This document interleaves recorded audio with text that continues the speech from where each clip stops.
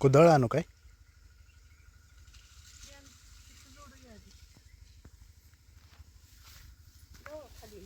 जा.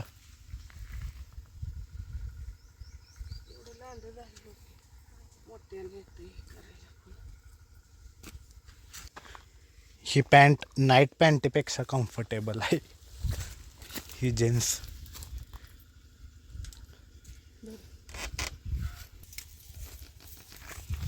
वडू काय? वड नको, त्या पाईपाला जोडायचं आहे. काढायला लागते.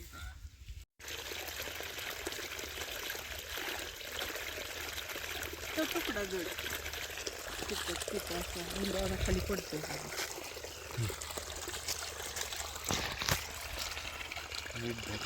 कसं वाकडा तिकडं सोडायचं. लय पाडू नका. लांडात पडतोय काय? लांबडा आणू काय? ती बसणार नाही त्यात. हा हा, त्याला लांबड्यालाच बसल ती. दोन्ही कलर आहे त्याला.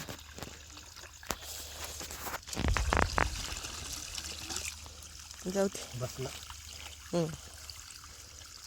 पुढच्यात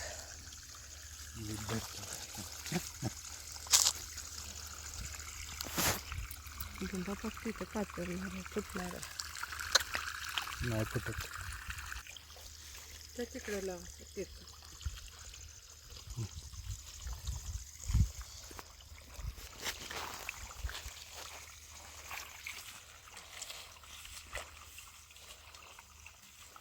पुढं कॉलरच आहे ना.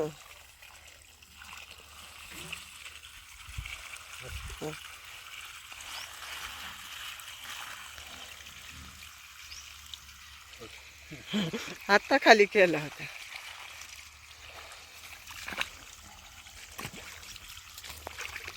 संध्याकाळी व्हिडिओ लय भारी होते. कसली क्वालिटी इथे. ते पलीकडच्या ह्याच्यात युरिया टाकू. मी टाकतो. धर व्हिडिओ कर.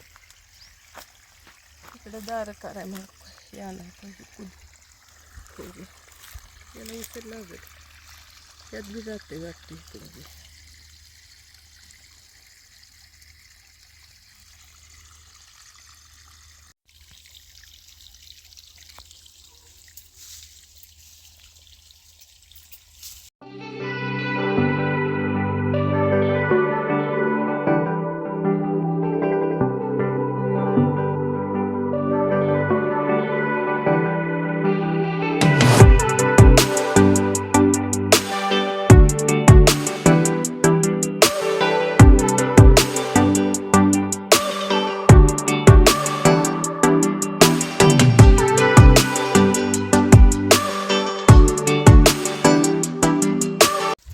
तर आता आपल्याला हे कॉक बंद करायचा आहे आणि वर कॉक चालू केला आहे.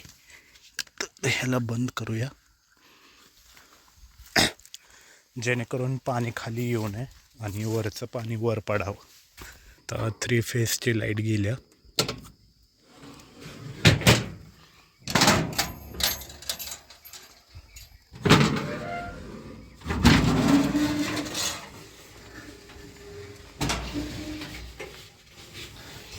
आता सगळ्यात आधी खड्ड्यात सिंगल फेजची मोटर आहे आणि हे त्याचं कनेक्शन आहे.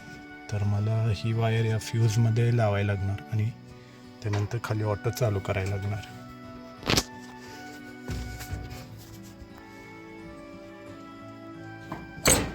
फ्यूज काढले. अशा पद्धतीने मी इथं वायर लावले आणि फ्यूज लावणार आहे. फ्यूज लावताना अशी जोरात दाबायची. खाली व्होल्टेज आलं 266 व्होल्टेज आहे. तर एवढं इनफ आहे सिंगल फेसच्या मोटरीसाठी. मोटर चालू करतो.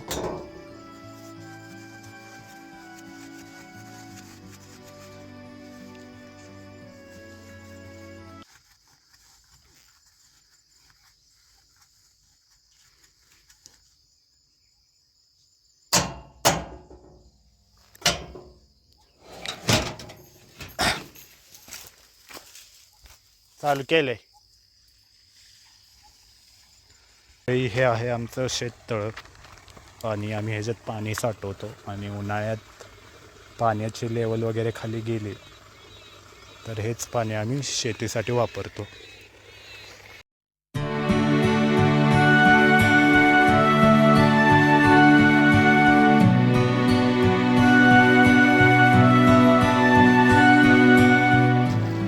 शेती म्हणली की चिखलात चालण्याशिवाय पर्याय नाही. तर ह्यो आहे युरिया आणि गव्हाला पाणी पाजण्याच्या आधी युरिया टाकलं म्हणजे पिकाला नायट्रोजन भेटतं आणि त्यामुळे गहू चांगला उठतो.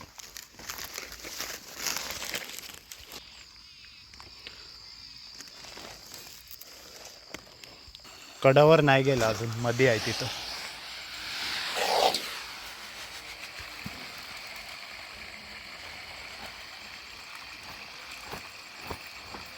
या दोन्ही टनच्या आडव्यात टाकायचं.